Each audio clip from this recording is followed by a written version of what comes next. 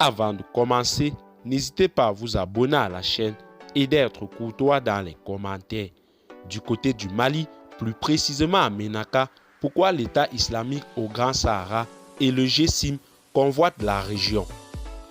En effet, la région de Ménaka est le théâtre d'affrontements depuis le mois de mars entre deux nébuleuses terroristes, l'État islamique au Grand Sahara, branche sahélienne du groupe État islamique, et le groupe de soutien à l'islam et aux musulmans affilié à Al-Qaïda. Les combats ont repris ces derniers jours avec, selon nos informations, des victimes dans les deux camps.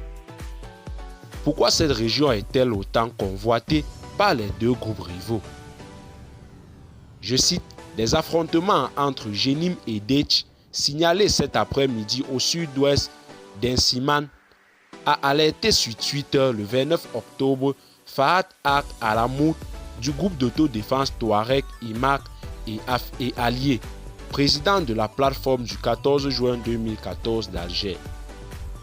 À l'en croire, ces affrontements entre les deux organisations, qui restent extrêmement puissantes sur le terrain et ont reçu des renforts de partout, ont tourné en faveur du GSIM, qui a fait son entrée à Anderaboukan le 30 octobre, alors que les renforts de Detch s'étaient regroupés à Tadjatale, 30 km à l'ouest.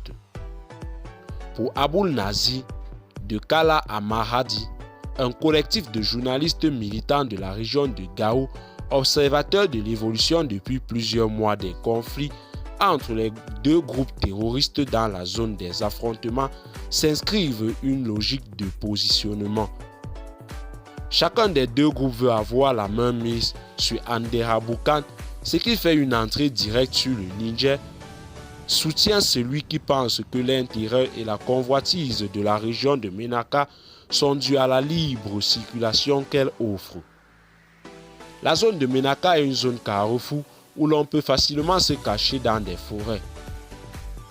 À partir de Ménaka, vous avez une ouverture sur Kidal jusqu'à l'Algérie et également sur le Niger. La zone de Talataï dans le cercle d'Assongo jusqu'à Anderaboukan est également une zone où l'on peut circuler librement.